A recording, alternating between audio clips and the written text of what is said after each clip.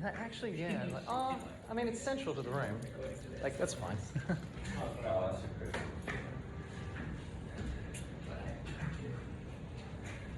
Hi. Hello? Daniel, this is Oliver. Sorry, where are my maps? You're okay.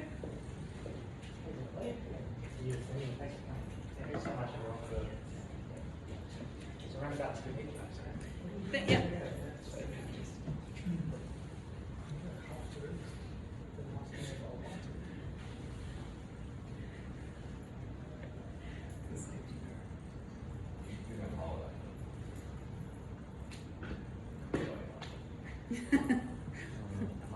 Has he been cheeky?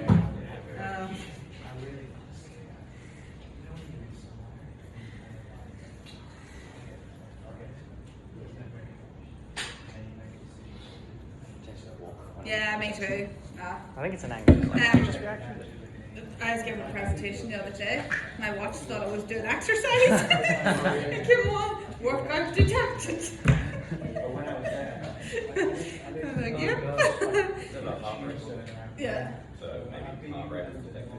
Well, I do move a lot, don't you, Josh? Yeah, it'll wave your arms around. It'll detect the stress response, definitely. Yeah. No, but even like we were doing a team building exercise this morning with CyberCX, CCENT. I was saying some, you need to take 20% that's a whole different level. We don't think culture colours. Sort of like Mara Briggs and those types of profiling. Oh, those things, yeah. They're bringing things together to understand what your personality profile is and how you interact and how you behave when you're stressed.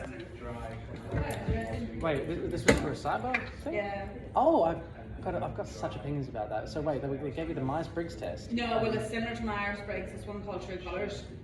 Oh, that's built off Jung's work. Yeah, it is. Yeah. Which one? Which type did you come out as? Orange.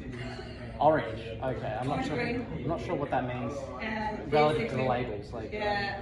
Basically, it means that I don't like negativity. I like activity and high, fast pace and high energy. I also biological and analytical, and I like process. Yeah, that's the research one. Gold is like, gold is a lot of processing as well. Blue, which I was lazy. Blue is like a lovely, touchy, feely one. That's my most one. Well, see, the problem with those sorts of tests is that they're categorized. But those categories are really more like wheels on a car. Yeah. And it's how you're using it. And it's the situation that you're in that day, like, and how you're thinking about the questions. Like, Mary, the girl that was part of the group, she's like, oh, is it supposed to be in a home or a work setting? And she done hers in a work setting. And obviously, you behave differently at home than you do at work. That's a flaw of those sorts of designs.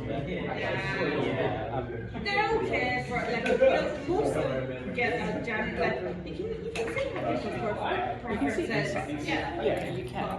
The way that they do it in the US, the British, and soon the Australian Air Force, when they're looking for cyber defenders, is they'll use more cognitive tests. So they're looking at things like your ability to have, if you've got a tool, how many things can you use that tool for? Like functional fixedness. They make it a lot more cognitive as well as overlaid with that. So, yeah. Is that everyone? I don't know. I was supposed to make you more about. Maybe get started.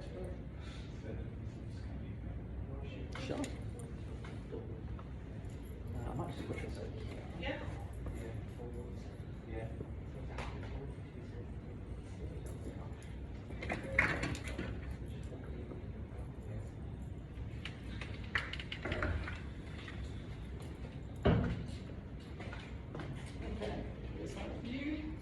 G'day, Jen.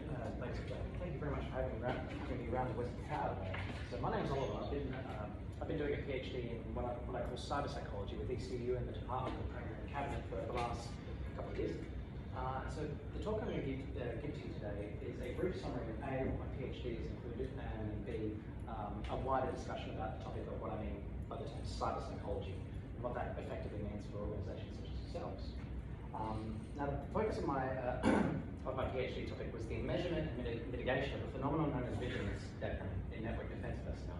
I'll explain what that phenomenon is, but it effectively refers to a metabolic loss of attention. So it effectively means you work one part of the brain just a little bit too hard, and your capacity to pay attention to things just completely drops off. But I'll go into that a little bit more about that in a moment. So the mind that operates your systems, particularly your defensive systems, they have three components. You've got hardware, you've got software, but you've also got the wetware operator who's actually manning the console. And that refers to any command and control console, be it cybersecurity or be it processes, doesn't matter what the process is. As long as you've got someone who has to mind the dashboard, it's the wetware that controls it. The problem with this wetware is it takes around about 900,000 to a million years for this to upgrade, as opposed to upgrading a chip and a circuit board or a piece of code. So what that effectively means is that the sorts of cyber intrusions that are more likely to be successful in an organization have over time increasingly targeted the human operator. Phishing scams, for example. Actually, romance scams are a really bad example of that. Well, horrible example of that. Good example. Mostly because these things prey on aspects of the human psyche which are fallible. They're not perfect machines, although we very much like to think that. So compounding errors in the capacity to sustain attention, especially to large volumes of information, that's known as vigilance. And I'll show you a little bit more about what that looks like. So this area right here, that yellow part right in front, that's known as your anterior frontal lobes. That is the part of you that focuses on something. It's the part of your mind that actually solves a problem that requires sustained attention when it comes up. On the left-hand side, that's the part of your mind that will say, oh shit, and have the emotional reaction to that. This part actually solves the problem. So if you want to get an idea of how well the brain is performing any given task, it doesn't matter how esoteric it is, you want to look at functioning just over that area there. So vigilance technique, it's seen in a lot of cognitively demanding tasks that require, and this is important, the repetitive and monotonous workload processes, especially where large volumes of data are concerned. The effect is caused by cognitive elements of software, which effectively dysregulate the way that nutrients are delivered over that critical system. This is your bottleneck to how well any security or any command and control console operates. Is functioning over that region. So the purpose of this PhD was to effectively A, investigate what those cognitive elements of software design are. What actually is it about a software's design that causes someone to lose attention? And B, to actually see if that loss of attention caused by that metabolic dysregulation, you're thinking too hard, that's what causes it, in effect. Can that be detected physiologically? Using a couple of wearables. So we used a wearable brain scanner, it's about the size of a nicotine patch and just sits over that region, and a heart rate monitor. Effectively, technology that an analyst could wear whilst on the job. So this is very much a physiological phenomenon, this loss of attention. Now, a bit of backstory from the neurology. The brain has got two fuel sources, which it uses for different reasons. Now, glucose is what's delivered through blood, and that's your run-of-the-mill fuel source that's used most of the time. But you've also got something called glycogen. It's a secondary fuel reserve. You can think of it like a spare fuel tank. And the reason that they're different chemicals is because to store glucose, you have to turn it into something else and then pull back out again. Now, when a task only demands a low level of effort to actually do, chess is a great example actually of this. A problem that requires you to be processing information, but it's not repetitive, and there isn't a great deal of information involved in doing that. You'll see a lower level of brain activity, and that will look like if this works. Okay. So when your brain is sustaining a lower level of activity, it doesn't need to access that spare fuel reserve because it's only operating on a lower gear or a high gear. That's on which analogy you mean. So it's only going to be accessing what's being delivered through glucose. There's no need yet to access that supply. Now, on the other hand, and this is what we see in network defense, this is, I'm certain, what you can see on any operator working on a command control console. When a higher level of brain activity is required, the brain's going to access that secondary fuel reserve. It bumps it up, it boosts your overall thought capacity for a while. But once this spare fuel reserve runs out, it doesn't get replaced for around about 48 hours. So then by definition, all you're left with is that initial fuel reserve that was not able to sustain a high level of processing. What you've effectively done is you've removed the spare fuel tank that allowed you to perform the task. But if that task is an 8-hour job manning a command control console or a cybersecurity dashboard, you need to sustain that high level of activity for upwards of 8 hours. Never mind if you introduce shift work into this, because that makes this worse. So what have we done about that? There's me. So on the left here, this is the brain scan that we use. It's called a spectroscope. All it does is it shines a light into your cortex and looks at how much oxygen is being metabolized. It's sort of like looking at how hard a car is working by looking at the overall heat of the engine being output. Your heart rate monitor just counts your heart rate and the time between each heartbeat.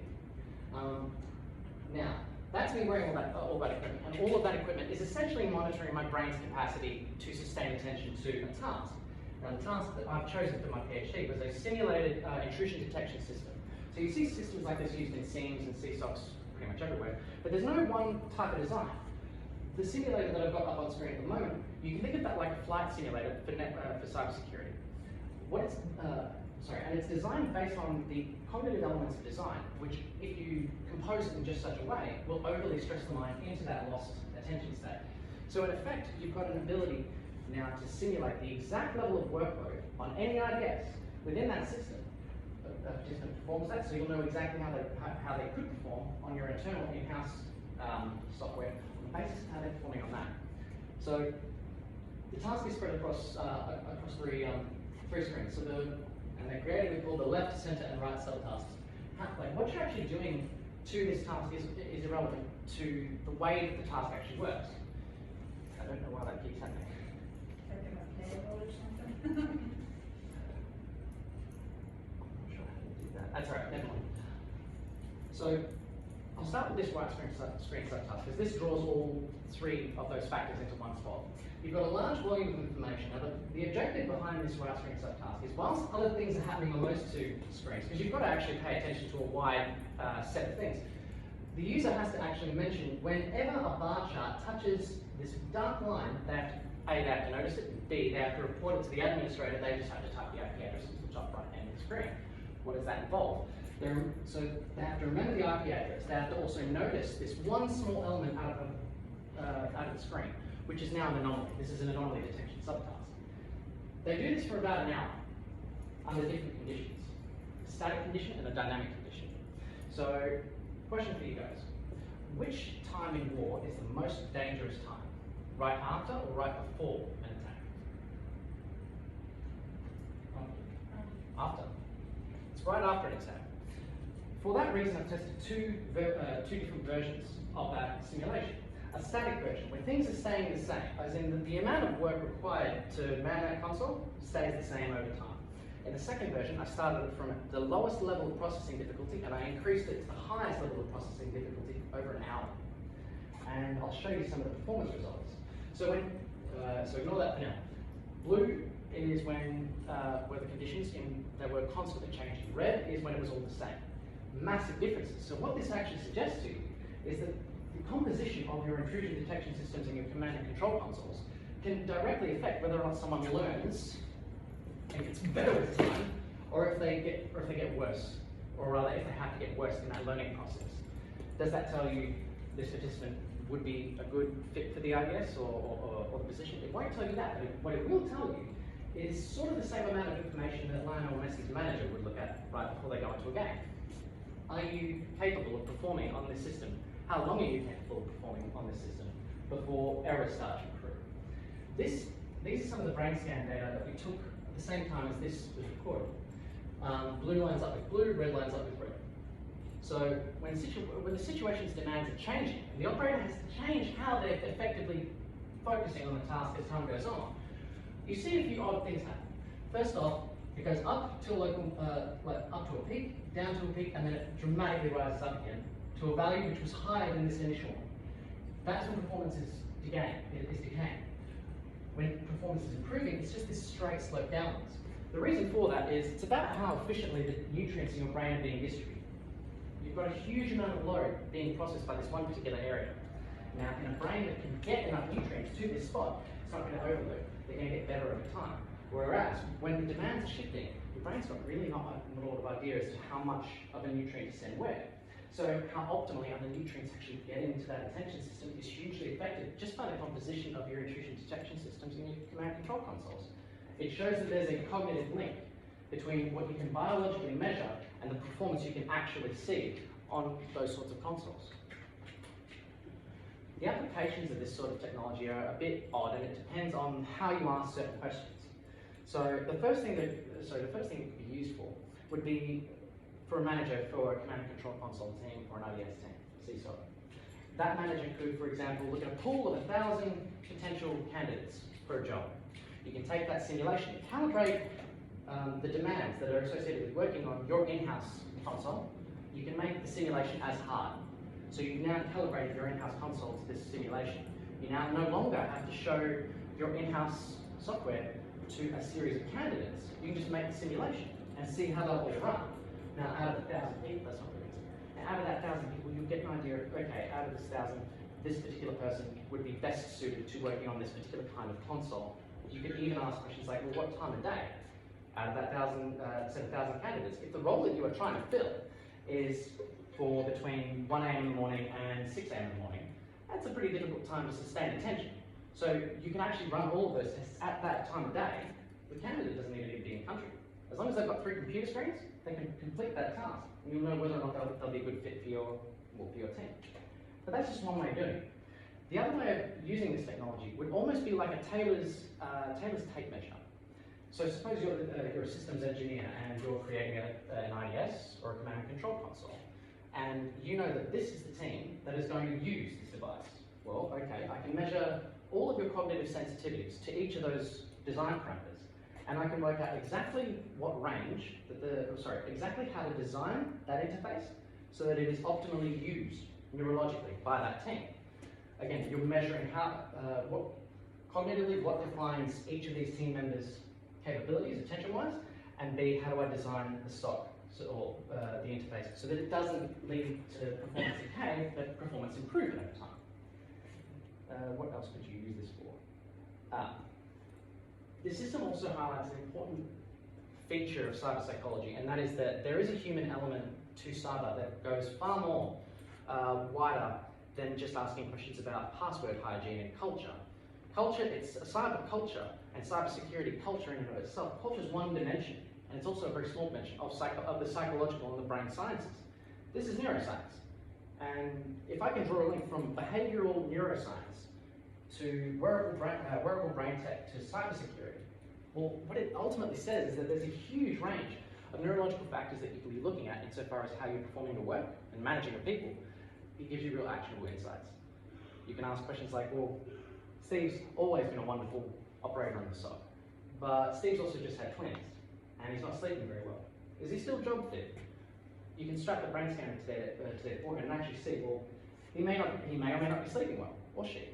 Well, that doesn't matter. Are enough nutrients still getting to that anterior frontal lobe? Are they still job fit? It allows you to ask very direct questions like that. And because it's a biological measurement, there is no subjectivity that you would get, say, in a questionnaire. How do you feel about working today? Those exist. For example, NASA have a questionnaire which can be used on a day-by-day basis to work out, are you ready to do this job efficiently and well? Makes sense when you've got astronauts going up into space. But a questionnaire, people also lie on those things. Well, they don't get it quite right. Biological measurement never lies. Now that's effectively the PhD.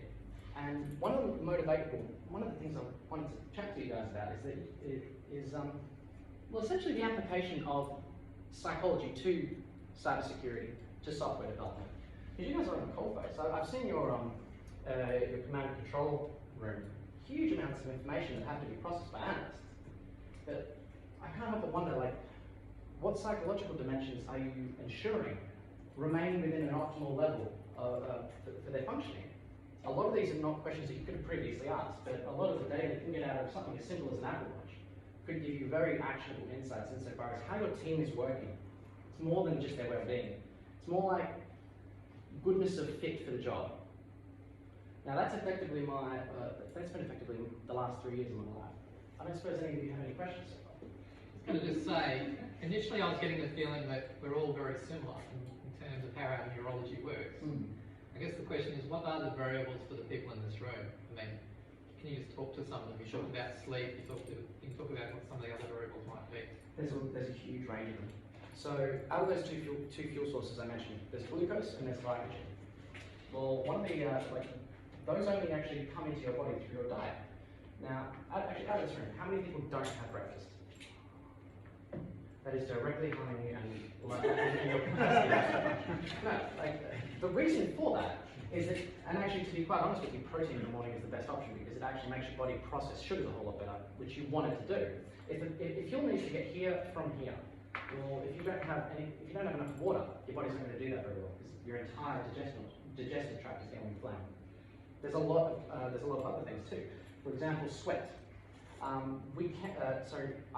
developed an algorithm that was able to look at a cyber competition, a CTF, capture the flag, and you could determine the exact score of the game based on how each team member was sweating. There was a one-to-one correlation. So things like sweat patterns. You might then ask the very reasonable question, well, what's the link between how someone is sweating and their capacity in a capture the flags game? It's about the stress response.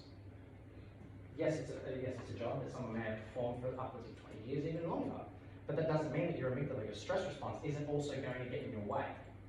Another thing that will also impact this is the amount of oxygen that's in the atmosphere inside of your sock.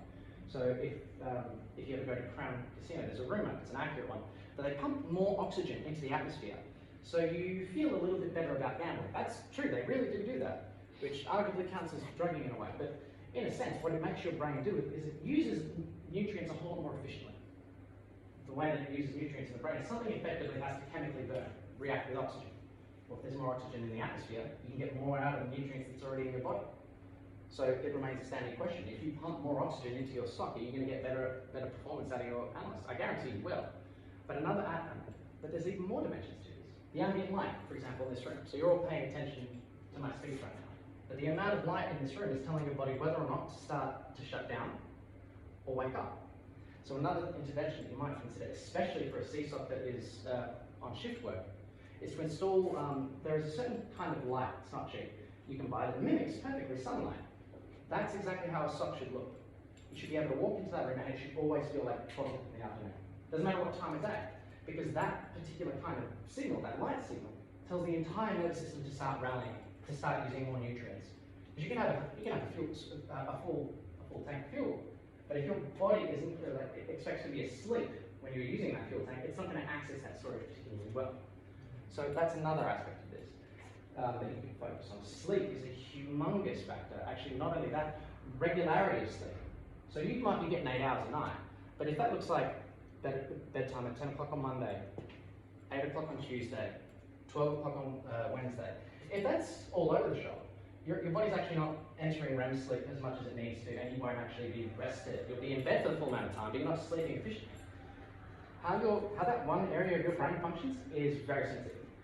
And in theory, jobs like this might actually be the most complicated and difficult to perform jobs that mankind has ever really created, including things like being an astronaut. Because you can only sustain work on a system like that for around about 5 to 15 minutes before your brain just loses its ability to pay attention. Now, what does that look like? It's not 100% loss of attention, but it looks like around about a 10 to 30% loss of attention. What that correlates to, especially in the cybersecurity sense, is that, well, if attention drops in your analytic team by, for argument's sake, 10%, well, then that means that you're going to see a 10% increase in the number of mistakes and alerts that are not picked up. There's a one-to-one correlation insofar as how well you use the machine to defend you. Well, if you can only use it at 90%, then you're getting 90% out. But another aspect that I would encourage you all to think about is that cybersecurity, software design, those are not unitary, they're not unitary fields. They really should be treated as multidisciplinary fields. Cybersecurity and software design, those are behavioral environments created by humans for the operation of humans. That is the domain of the brain sciences and psychology. And it's any wonder what other questions one could ask just by simply looking at each of those individual factors. Does it make sense to install hammocks in the stock so people can go and have a rest when they need to? Now that might not make sense if you're working, say, in a kitchen, or if you're working as a mechanic. It absolutely makes sense when the demands of your job are going to ruin your ability to do that job very quickly. So it's about regulating the team more than anything else. It's asking what the soccer player needs to keep involved, rather than asking which soccer player is best to keep involved. You want to optimize it. Like network defense analysts, I often think of them almost like very finely tuned athletes that need finely tuned diets, that need finely tuned patterns of sleep. The military have been trucked with this because they can control all of that in-house. They define what you're eating, when you're sleeping, how much water you're allowed to drink, when you're allowed to drink it. So because of that rigidity within the military, they just simply have an advantage over it. but that also means that you can learn those lessons as well. Thank you very much for listening to my talk. Are there any other questions, or have I answered yours? Sorry, I don't want to ask all the questions. Maybe I will. So your ability to focus, I guess I'm not using the right words, degrades over time. Sure. Does it come back through that day, or do we have to start a whole new day for it to? 48 hours. And that's what I was interested in. You've spoken here about what can we, how can we organise a day and a week and a month using this information? So if you think about the worst case, probably over the short term, it's doing nothing but focus on 3 screens for 8 hours in a row. And then what does that do to somebody over 20 years, right? But how can you shape this up such that you get the most out of the team and do the least long-term damage? Because it's very difficult to strap things onto people in a workplace, right? So you can't, you have to sort of use this information in a different way than measuring people. How do you structure a working day around this? I'm really glad you asked that question. There's a very simple answer to that. There is one thing you could do that would actually also improve your productivity, your overall productivity measurably, is by instituting a 4-day work week, but not giving them either Monday or Friday off.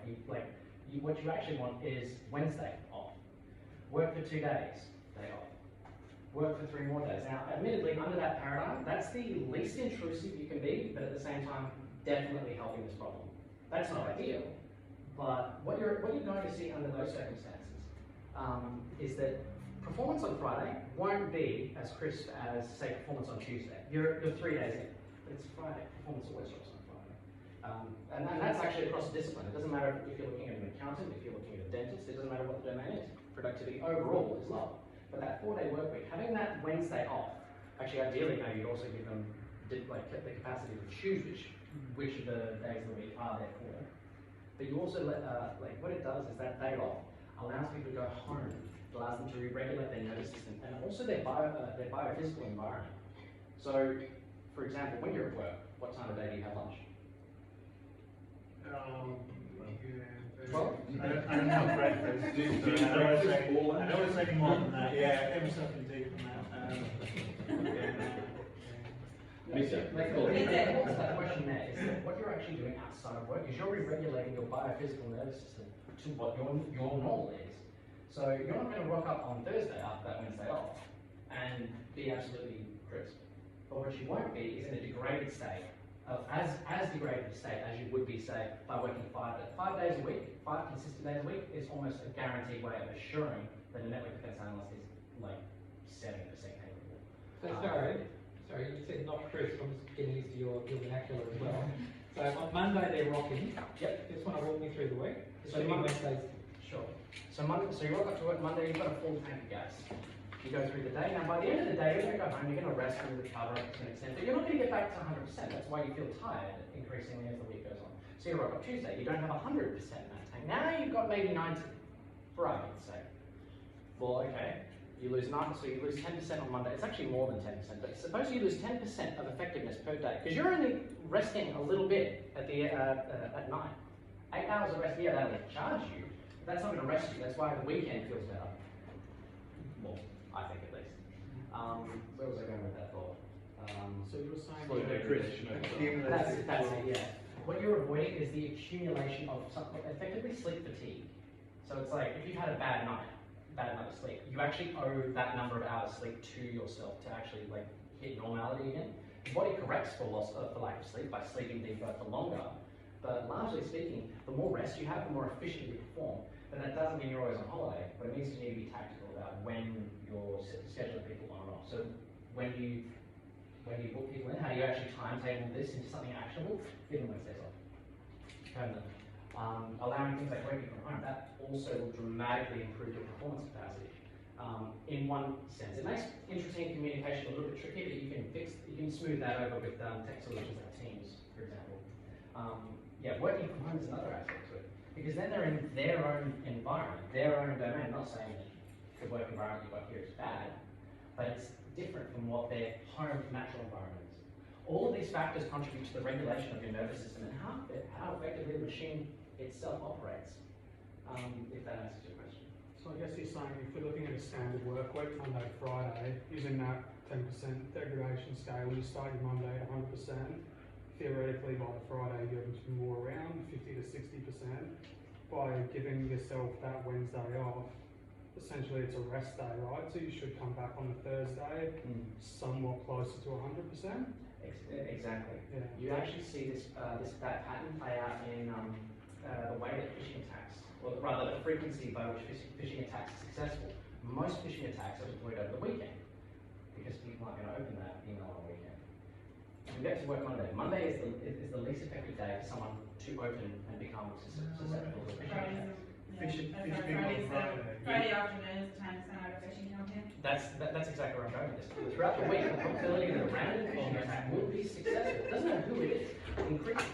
So what you're essentially seeing is that there's a correlation. Yeah. Yeah, you can actually track it. You most often get your most phishing attacks on People are Friday. stupider on Friday. They're just and actually, no, they're worn out. Yeah. But if you had a way of biologically measuring, like, okay, Steve's on the terminal, so I don't know why I could come back to that. Steve's on the terminal today. Minecraft. Sorry? Minecraft. He's on the terminal today. Now it's a Friday. Does he still have a comparable amount of gas in his tank on Friday as he does on Monday? If he does, wonderful. That's a well-regulated nervous system. That's also not common. Most of the we ran this with 25 participants, well 50 because each person did each task twice. Now these were all people with a master's degree and who were also working in cybersecurity. These are working professionals with levels of experience. I think the range of experience spanned between, what was it, 5 to 30 years. So it was a decently experienced cohort of people. Now when the tests were run on Friday, the performance levels were always incredibly lower than if that test had taken place on a Wednesday, a Tuesday, a Monday, earlier in the week, essentially. But it does give you a very clear insight into how you improve this. Another example as to where that 4-day work week has actually reversed, well not reversed, but like at the very least productively affected this issue, is in Scandinavia. Microsoft trialed, I believe, a 4-day work week and they found their productivity massively increased. I suspect that improvement in productivity has actually got more to do with the way the sugars are floating around the brains of those employees rather than the simple fact that, oh, it's a 4-day work week. It's not about the total amount that is done, it's about the distribution of that work, if that makes sense. Any further questions? Alright, you guys. Sure. Please ask me as many as... I'll burn up my last question and that's it, Josh. Right. Please ask me as many as you want. I have guys who are staring at screens all day, every day. Yeah. I guess the question is, what can I do about them staring at screens all day, every day? Is there anything I can do during the day? Yes, there is. Number one. Lunchtime yoga. That would work. What do you exactly want to do? Actually, I'll show you. Like, should I change how they do their work through the day? I guess if they're always going to be staring at a screen. The question is, should they be staring at something that's very mind intensive, which is a Structure the work tasks. or So you've got a team of people who do just stare at screens all day. How do you actually take this information and help them? Number one, go to the shops and buy the most sugary sweets you can find. Preferably something called a dextrose carbohydrate. Dextrose carbohydrates are related to sugar. It's like just before you've got a sugar. So it's still a carbohydrate, but it's not sugar. Now what those do is they metabolize incredibly quickly. And they also cross the blood-brain barrier really quickly.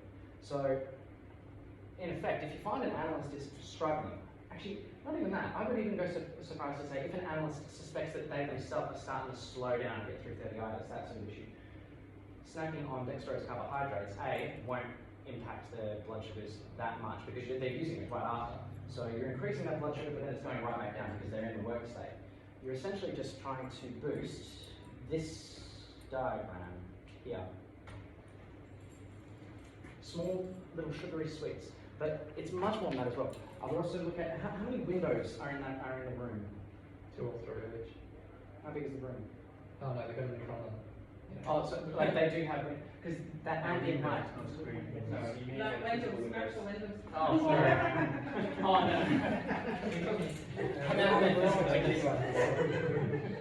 How many people thought what I thought, right? I know what you thought, and I was like, no, actual window. Yeah. Well, the reason that matters is because, again, the ambient light's also going to affect it. It's not whether or not there is light or there isn't bright light. It's also about, for example, actually times of day around about now. Now, midday is when the world outside is brightest and you're actually going to be at your most alert. However, towards the afternoon, when the sky starts to redden a bit, your brain's also aware of that. It's slowing your mind down because it sees outside that things are changing. Now you can manipulate that just simply by changing the bulbs that are installed. If the bulbs that are installed simulate sunlight, you won't have, or you'll at the very least neurocognitively minimize fatigue due to the ambient area. I suppose the better answer for your question is more, there's a range of things that could be done to a SOC, including its design, the things that are around the analysts, and also how the analyst's workload is structured. But it really should be seen as a systemic thing. There's no one thing that I would say do, aside from the sweet job. That definitely will help. Well, what about the music? Music? Oh, that's an interesting one. That depends on the role. The more repetitive the job, the more that will help. Whereas, the more a job requires, say, lateral thinking, the less the music will help. So that should be a decision that's guided, I think, by management. So for example, if you know this thing again has to process 100 alerts that are probably not, well, even 1,000. 1,000 alerts, they're probably nothing, but you just got to get through it. That particular task suits music. Because it's not going to, well, actually, what music does is it effectively like increases the load here. It just gives you more in the fuel tank because it speeds up your metabolic rate. You've got more delivered into you. So music, yes, but the easy way around that is just tell the analysts that they can listen to music or not listen to music. It's not a concern because they'll regulate it themselves. Music is an important one because you can also listen to the wrong kind at the same time. So for example, music that is highly lyrical, say for example, rap. Bad idea to listen to that at the same time as try and communicate, like write a letter of communication. It's linguistic. Now, unless that music is in a language that you don't speak, your mind's going to be processing that information, you're taking fuel away from the actual task itself. To answer your question, Yes. I hope. Yeah. Do you guys have? Yeah. So we talked about the importance of routine earlier. Some of these like CSOC type roles require shift work. So do you suggest that they do the same shift on their roster days? So say like 6 AM to 2 PM, or do you think they should be doing like 2 days, 2 nights, and then rest? That's important. That's a hugely important question. It should be always the same, unless they request for a change. The reason that it should always be the same. Now, ideally, the human body wakes up with sunrise and goes to bed at sunset. So it's your circadian. Your circadian rhythm, right? Yeah. The problem with your circadian rhythms is, if your circadian rhythm were a car, you'd never buy it. It just takes so much maintenance to actually ensure that it's working optimally. If you break your, if you disrupt your circadian rhythm, a lot of things begin to go wrong for you. First off, if you're a male, your ability to generate testosterone massively plummets by about 40% within a day. So having a consistency within the routine, that in and of itself helps people to plan out their work week. Okay, I know I've got shift work Monday, Tuesday from 2 to 6 AM. Well, okay, usually I'm on from 9 to 5. How am I going to integrate that change in my routine? Well, having that day off from Wednesday allows them to reprogram, but re-regulate their circadian system. So you can actually, by having Wednesday off, you actually give yourself a greater range insofar as shift work is concerned. Working late Monday, Tuesday is absolutely not that big a deal if you've got Wednesday off, because you can go home, you can re-regulate, and show up fresh to work on Thursday, if that answers your question. Do you have any further questions? Yeah, so you've done a lot of talking, well, you've talked a lot about all of this, but I'm curious about, you've mentioned light sources and stuff like that. I know several SOC analysts that are actually light sensitive. So you're advocating, middle of the day, blah, blah, blah. That would kill these guys. Did you do any studies involving light sensitivity? Did you find relatively the same responses? No, light sensitivity is curious, because that light sensitivity is an ocular issue. So you've got a whole bunch of highly specialized cells in your eyes that tell you whether or not it is light or dark and how much outside. And those communicate directly to the area of your brain that regulates your circadian rhythm. Now, in some people, that's not neurotypical. So what that ultimately means is, this is a highlight. You need to treat each analyst and each person working on a console as an individual. Not just, everyone's an individual, they all do their work in the same way. No, metabolically, they actually might be doing something completely different at the same time. So I suppose that, the answer to your question there would be, you judge each person as an individual. So if out of that pool of 1,000 candidates, if only one of them is photosensitive in a way that doesn't match up with what's in my stock, but they're the best candidate for the job, I'd say hire him, or her, of course. But at the same time, you would have to hire that person with the full understanding of, just like you wouldn't put, what's his name? You wouldn't put Ronaldo in the goalkeeper. You'd want him as your striker. Same thing here. If that particular person is sensitive to light, we're going to accommodate that sensitivity so that it doesn't interfere with their capacity to do the job. So that, and what that'll ultimately feel like actually is an employee will feel comfortable and supported and cared for. That'll be an indicator that what you're doing is correct and avoiding that issue. Exactly there. But those are really just going to be symptoms of you doing things that minimize this probability. Ultimately, if you look at the system of factors that can influence how well an analyst actually performs on the job, there's huge meat on the bone for actually like adapting your socks and your systems. Actually, with respect to circadian rhythms, there's an interesting pair of glasses that exist out in the world now. AFL guys use them a lot.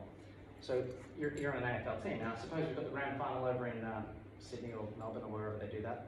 Well, you're going to hold. You're not a football guy. But if you're now going to transition time zones to do your work, well, that's going to be the same thing as if you mucked with your circadian rhythms. It's functionally the same thing. What these glasses allow you to do is cognitively reprogram what your bedtime is. What it looks like is light stimulation that affects only those specialized cells that tell you to go to sleep. So if your body clock is completely messed up for whatever reason, these glasses allow you to say, okay, I want to feel tired and sleepy at 9 o'clock at night. These glasses allow you to do that. If you're a shift worker and your bedtime has to be when the sun is rising, well, okay, these glasses allow you to control when you feel tired. Although I'm sure after a 2 to 6 a.m. shift, you will feel sufficiently tired. The point is not rather that the person is adaptable. It's about actually commanding this with some thought and some actual parity. If I want Steve to work from 2 to 6, well then I have to give Steve the ability to regulate his nervous system on him, so that when they're on the job, they're actually able to do it to the best of their ability. Yeah. Does that answer your question? It does. It kind of fed into my next question, which was as well the studies. Did you do them with multiple neurodivergent people, like say ADD, ADHD, stuff like that? Yeah, ADHD, actually more than just that. We had a few participants who had, I'll tell you about it. Yeah, because they're anonymized. A few of them had brain regions, actually specifically over the site that I was measuring too, which was fascinating.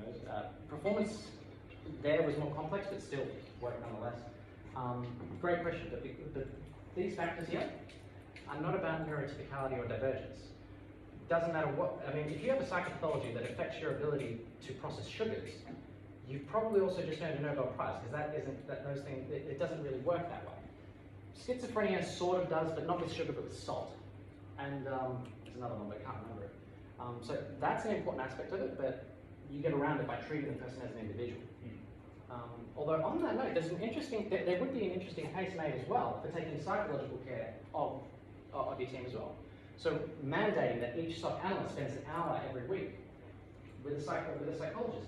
Now maybe they've actually got nothing wrong. That's great. If that's the case, then you've got perfect functioning. Most people have something a little bit complex with them.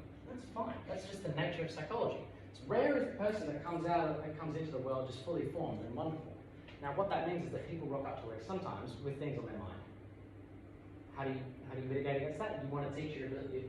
What you want to do is help them solve their own problems. That's what a psychologist can do as well. Talking about being really beneficial in other industries, like investment banking, for example. I know that's a big one. They usually have mandatory and force employees sit for 15-30 minutes with a psychologist every week. Obviously vent out, sort out their problems, and then they can come back to work feeling better about themselves and they work more efficiently. It's interesting. That's why it's pretty sure to the average age that SOC analysts actually reach the workforce. Usually it's between 25 to early 30s is what a graduate SOC analyst will be at. That also happens to roughly be the same period of life where people become parents and start to experience true sleep deprivation for the first time in their life. Now that's a transition, it's a difficult time, but if you can assist your employees, almost like a parent in a very weird esoteric way. Okay, I know Steve's not probably going to be crisp at work today. Why is that? Because he's been up all night with your baby. Fair enough. Now, it's not my prerogative as his manager to have any commentary on his social life, but I might just want to make sure that Steve's seeing someone, just to make sure that just make sure he's regulating himself through that difficult transition. But again, that actually links back to that idea I said earlier. You want to treat the SOC analyst as a total set of their effects, how they're going to work. All that this project does is it makes those observations visible. You can actually measure how well someone's system is working, or the wetware is working. But great question. Any others? One more. Please ask me as many questions as you like. We talked about, I guess, what I would describe as the physical and mental health of the SOC analysts. Did you do any work around, I guess, what makes a good SOC analyst in terms of personality traits or characteristics? Yeah. And were there any surprises? Surprises depends how you define the word surprise. First part of your question, was personality in any way explored? Not exactly, but also yes at the same time.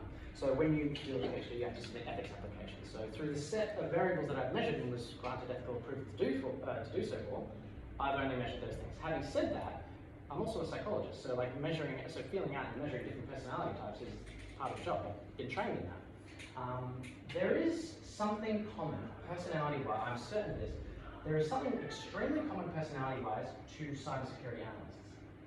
If you were to ask me what that is, I couldn't tell you what it is, but I could tell you that they all fall within a certain particular kind of category.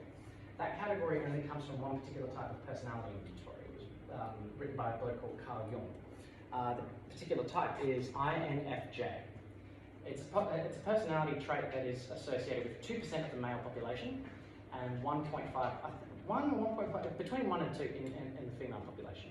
That is incredibly rare because, okay, just for argument's sake, 2% of the whole population has this personality trait that just makes them work well in cyber. That doesn't bode well for your workforce numbers or even a workforce shortage of cybersecurity professionals. What that tells you is that the demands associated with cybersecurity work, okay, it's attracting this particular type of person, but you want to expand that so your workforce actually multiplies. You want a larger workforce so it's more resilient. So yes, there are personality indicators, but those indicators themselves, all they're really suggesting is that cyber projects like this that suggest that the way software is designed needs to change. Because if it's only attracting 2% of the population, that makes for a bad flow of workforce into the future. But it's organisations like yours that are really going to be leaders in that space by actually enacting the changes that expand from that 2%, I suppose. But it's a wonderful question, though. Personality is certainly a dimension that you could look further into, and there's a lot to be said for it. But the thing with personality is it's not a measurement; it's a classification. It's still a valid tool of science and classifying people, but you have to know how to interpret those things as well. Any further questions?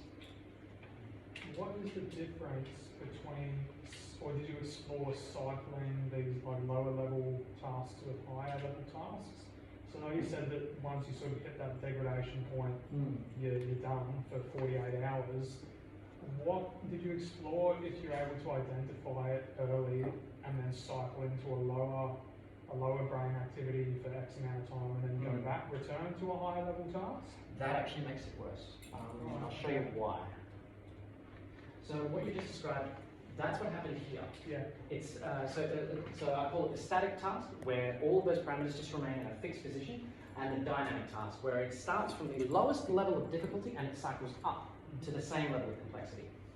So yeah, that is a part of it. But what I suspect makes that worse is that you're actually asking people to transition the way that they're working very sort of quickly. Well, what that means is that you've removed the efficiency of the system. So think of it like a fuel tank connected to 2 engines, and you need that fuel tank to work out which engine to pump fuel to. Well, that's fine, but there has to be some amount of that fuel used up in working out where to send that fuel. And in fact, the more transitions that you have, the more amounts of time, more your brain's actually going to have to work out, okay, I've got to send this much nutrients here, this much nutrients here. Oh, hang on, the work's just changed. Now I need these sorts of tools. Well, hang on, send some fuel over here. That is one of the reasons why. That's one of the reasons that task transitions will actually make the problem worse. Arousal-wise, the person might actually feel calmer, but that doesn't mean that there's fuel over the area. It just means they're at peace with that. Any others? No? Thank you very much, guys, for attending my talk. It's been a pleasure coming. If you have any questions, I'm going to be here for a little while yet. Come up and we'll have a chat. Thank you very much.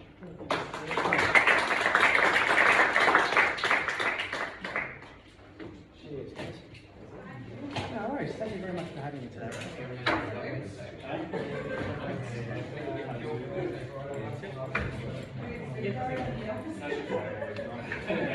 you go. Thank you. you so much for letting me borrow that. No worries, thank you. Oh, That's disconnected.